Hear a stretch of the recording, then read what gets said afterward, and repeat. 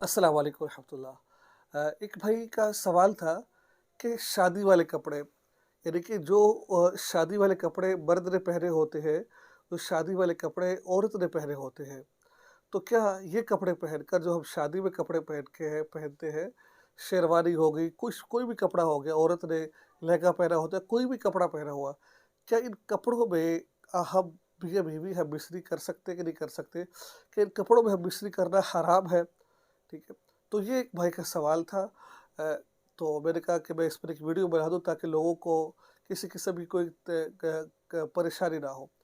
देखिए मेरे भाई दोस्तों, कपड़े चाहे शादी के हो या शादी के ना हो, ठीक है, कोई भी कपड़े हो, तो आप अपनी ज़ौजा के साथ, अपनी बीवी के साथ अज़वाज ताल्लुक़ कायम कर सकते हैं।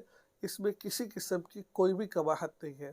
आपने शादी वाली शेरवानी पहन रखी है, शादी वाला जोड़ा पहन रखा है, आप उनमें भी अज़वाज ताल्लुक़ कायम कर सकते हैं।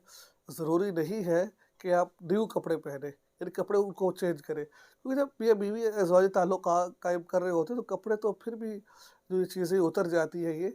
तो बहरहाल अगर किसी ने पहने भी हो तो ये अज़वाज ताल्लुक़ कायम किया जाए तो इसमें किसी किस्म की कोई कबाहत नहीं है।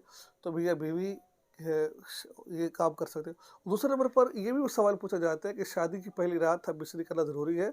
शादी की पहली रात हम मिस्री करना ज़रूरी नहीं है। अगर कोई नहीं करता तो वलीमा तब भी करना जायज़ है। ठीक है ना? पहली रात ज़रूरी नहीं है। बाज़ दफ़ा ऐसा होता है कि औरत थकी होती है, शौहर थका होता है, नहीं दिल चाह रहा होता है क्योंकि शादी का अगला दिन होता है, तो पहले दिन हम मिस्री करना भी ज़रूरी नहीं है। ठीक है? जब मौका मिले जब कर लें आप। ये था आज का मसला, दुआ में याद रखें। चैनल को सब्सक्राइब करें। सलाम।